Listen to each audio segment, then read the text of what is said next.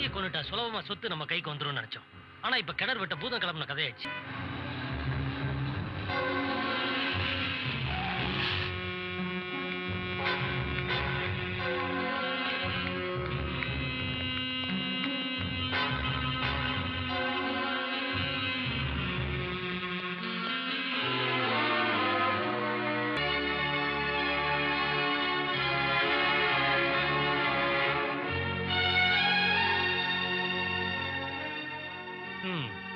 என்னடா சொல்ல மாட்டியா?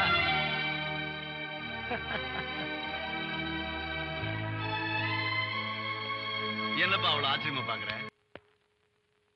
விஸ்வநாதனுடைய சொத்தை அனுபவிக்க ஏன் ஆள அவர் வீட்டு மாப்பிள்ளையாக்க திட்டம் போட்டேன். ஆனா எதிர்பாராத விதமா நீ அந்த வீட்டுக்கு மாப்பிள்ளை ஆயிட்ட. அதனால ஏன் ஆள உன் இடத்துக்கு கொண்டு வந்துட்டேன். என்னடா இது, இந்த ஆள் ஒன்ன மாதிரியே இருக்கானேன்னு பாக்குறியா? சொல்றேன்.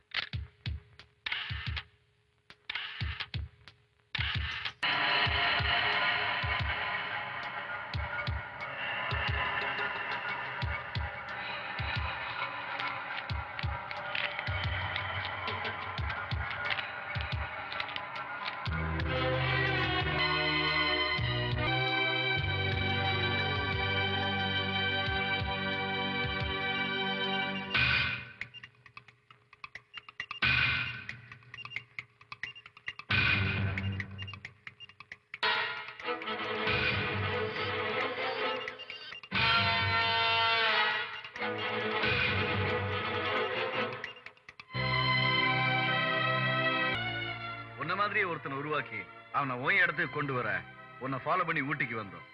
நாங்க நினைச்ச மாதிரி என் ஆளு உன் இடத்துக்கு வந்துட்டான். அவன் அன்னைக்கு நீ வேன்ல பார்த்தப்ப உனக்கு எதுவுமே புரிஞ்சிருக்காது.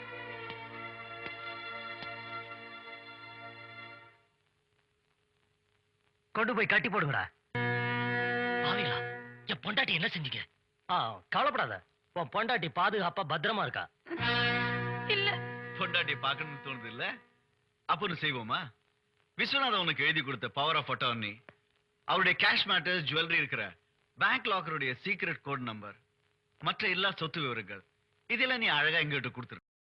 உயிரே போனாலும் சரி, என் பொண்டாட்டியை பார்க்காம நான் எதையும் எழுதி தர மாட்டேன்.